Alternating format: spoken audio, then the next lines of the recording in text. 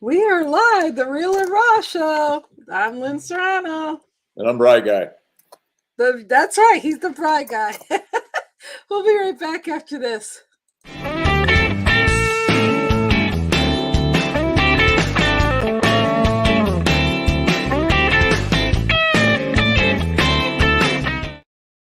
Happy Monday, everyone. Happy Monday, Brian.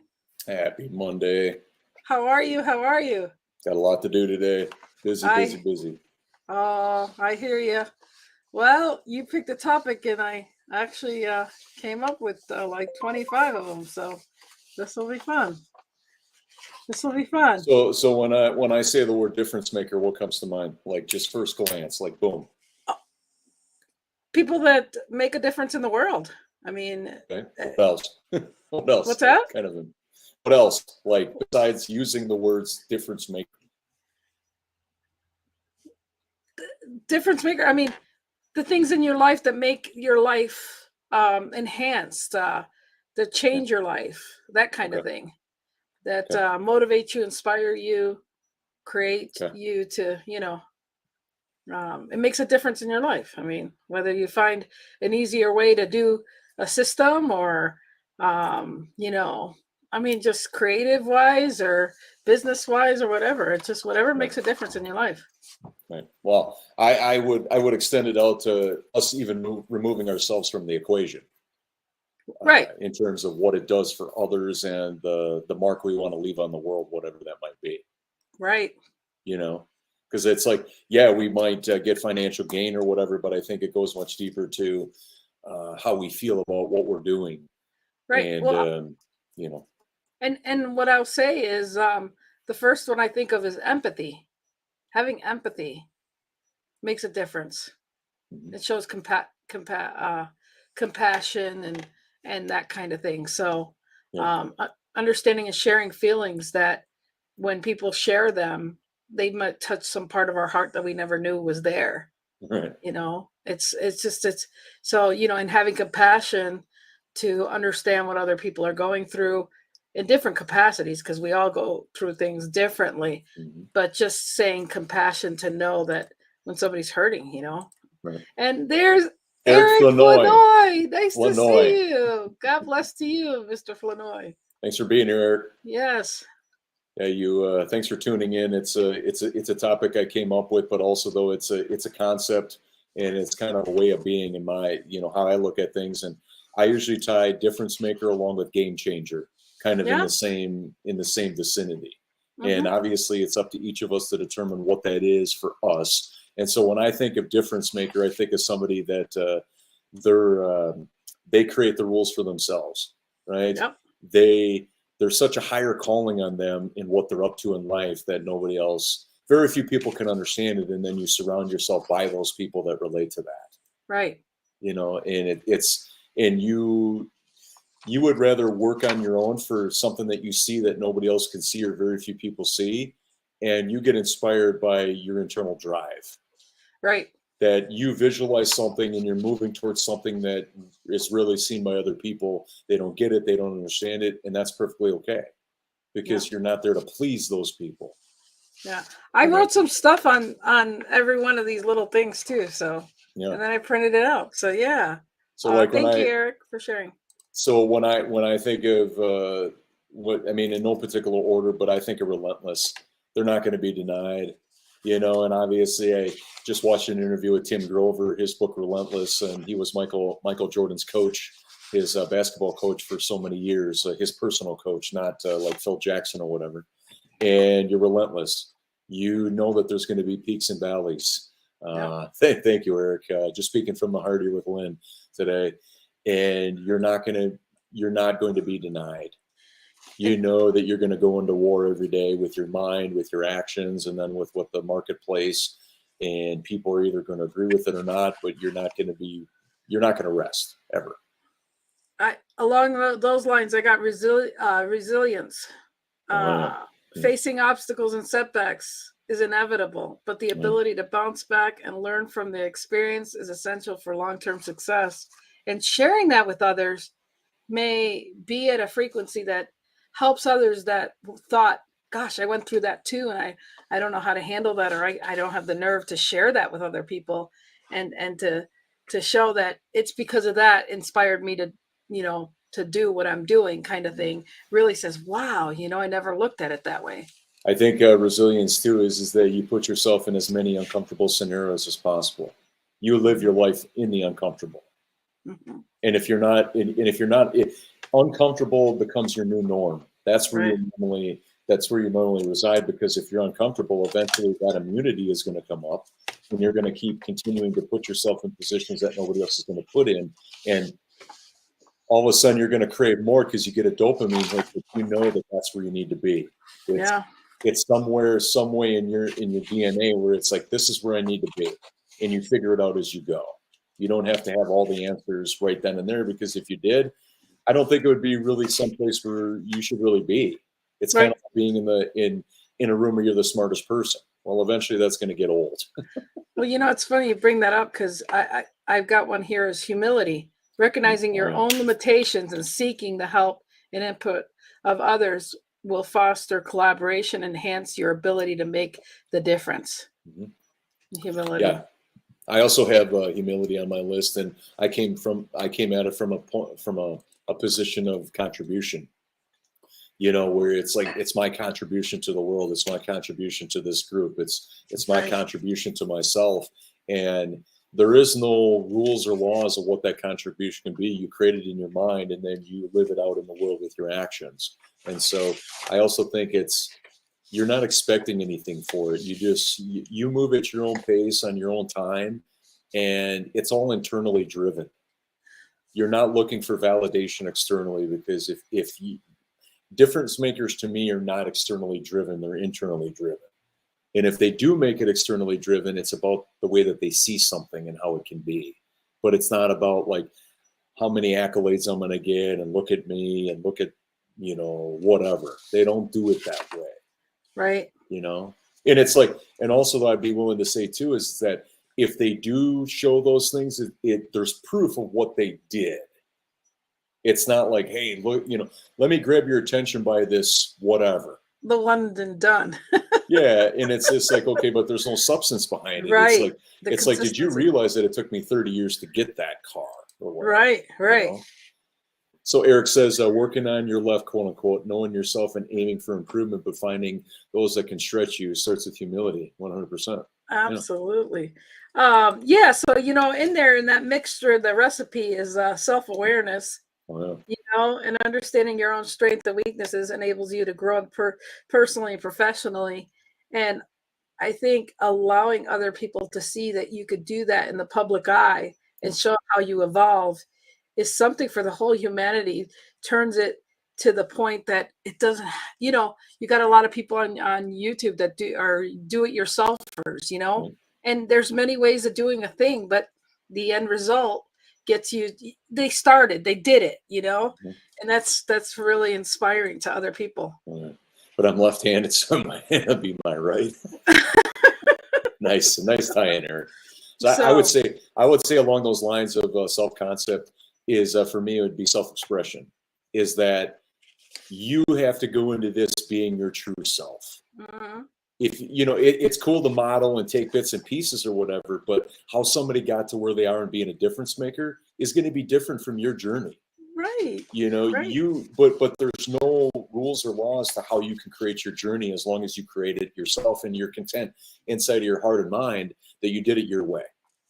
But also, though, that you did not make anybody wrong. You didn't limit anybody. You didn't, create any You just did your own thing in your own way, but you let the naysayers kind of just go, right? Instead of leaning into that, you just kind of like, hey, I can either direct my mind to what I'm up to, or I can contend with this. Well, I think what would fit in that is the integrity, maintaining a strong, moral compass, and then taking it and being consistent on the way you act and being honest. Right. Ethical manners build trust and credibility with others. So, and that's done without ego. That's for sure. Well, and I think you follow your heart. Those that are going to understand your journey are pushing you for that. Right. They're following your heart. It's kind of like kindred spirits, so to speak. Mm-hmm. Which But there are those that don't understand it. They want to condemn it. They want to make fun of it. And it's just like, let that be. You got bigger things to do in your life to even be rattled by it. Right. And that walks right into passion, a deep love, enthusiasm for the cause of what you're doing. And that alone motivates and inspires you so much that it doesn't matter what anybody else does. But there will be people that will see your enthusiasm so much and your passion in that they'll join they'll just join because they love the sense of, believability or energy that comes with that. They're like, they want to fly with you, whether it's financially endorsing you or just getting their hands dirty or knowing why you have the reason that you're so passionate about things.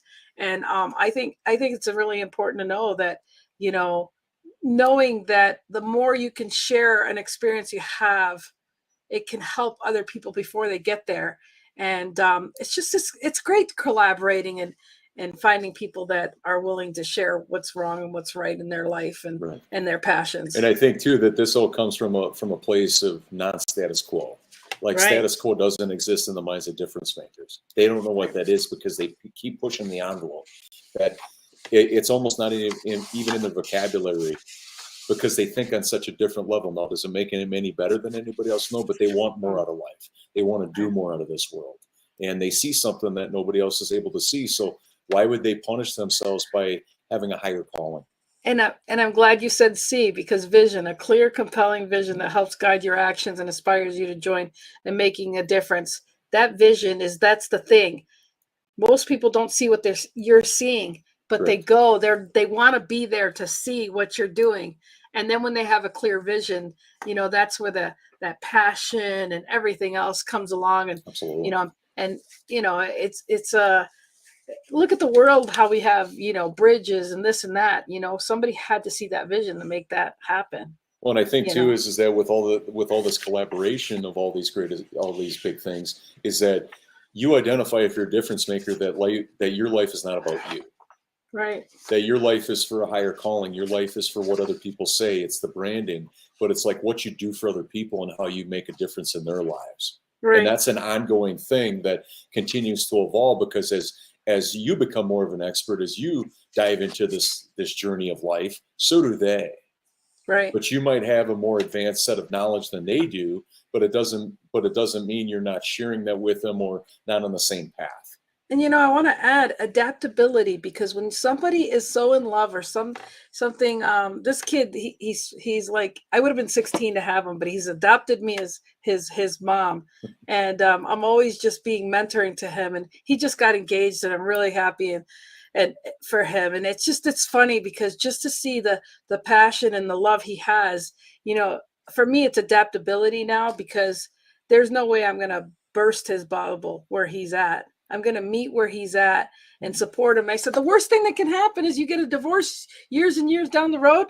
I'm like, I'm not wishing that, but the point is, you're happy. We're going with this happy. Yeah. And you're going to be a great husband. You are that.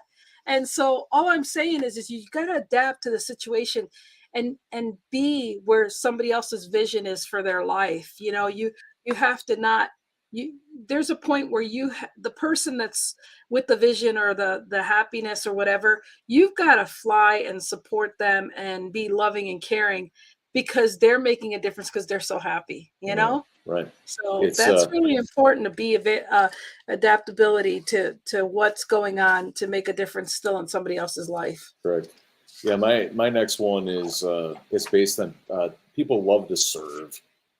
They love to be like if it's a house party with different foods or whatever, they just love being of service. They just love making it easier for other people. And so ultimately people sell themselves if it's a business environment, even the dog liked it. You know what I mean? Yeah. He's but a servant mindset. They love to serve other people.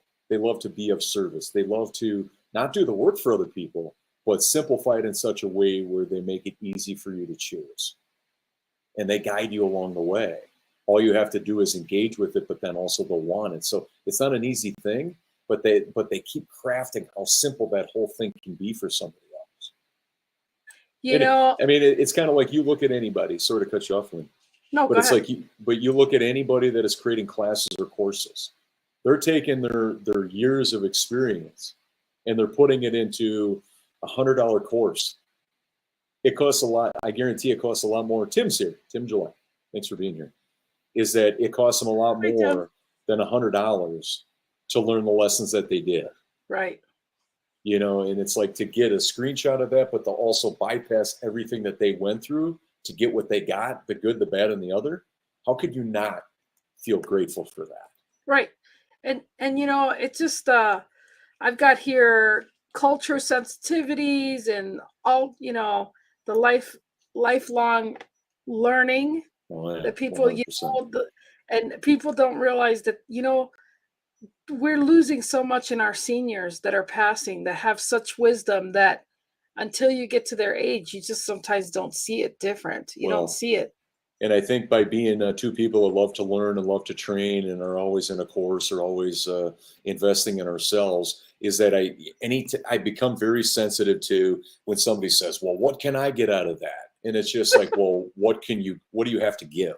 And I'm not talking money. I'm talking of your time, of your brain, Or what do you right? have to lose? It's almost like I need to impress you, but because I'm this almighty person, because you have to sell me why I'm taking this course. Yeah. Get off your high horse and to be like, what do you have to give Yeah. of your talent? If it's a workshop environment, of your skill set, what can you move the needle on by being a sponge in right now? And so when I look at this from from an education standpoint, it's like there are two things that I examine every day. Two questions I ask myself: what are you going to do about it? And number two, how can you afford not to? That's the return on inaction that our friend and beloved Scott McCain talks about, right? Return on inaction. If I don't do this, what could happen? And more than likely, it's going to be wherever you're at, you're probably going to get worse as a result of not doing this.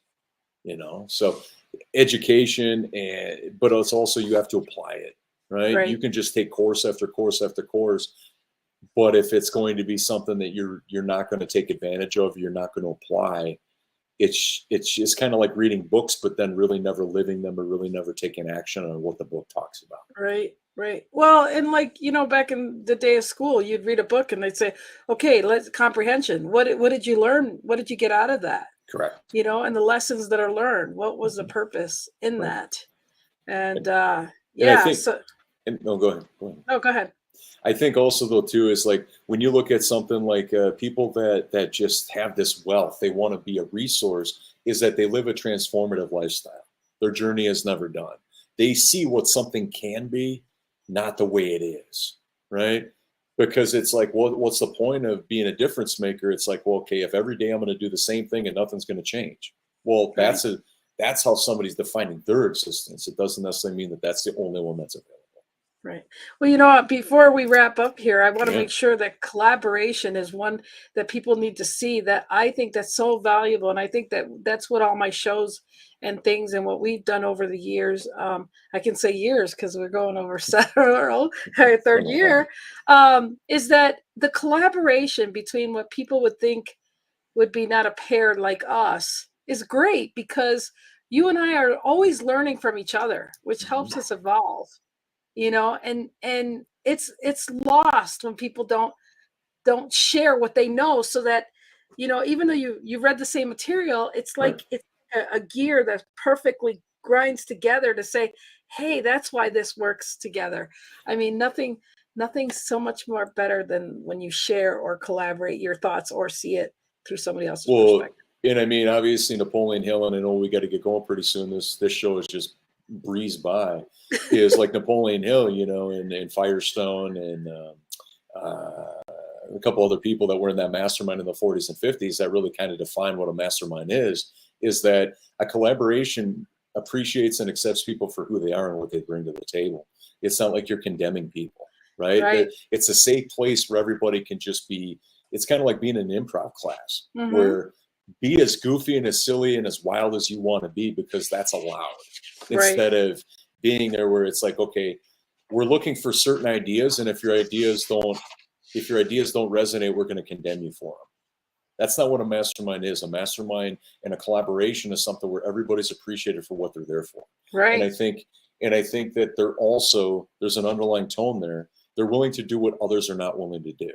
Right. And I'm talking about like people that are up to big things as difference makers. They consistently do things that others are not willing to do for whatever reason. Right. That's why when somebody comes to them and they say, or they condemn them, it's like, oh, and it's all this external stuff. And it's like, well, what have you done to possibly get the same stuff too? Yeah. And then they make excuses for it. So sorry for cutting you off.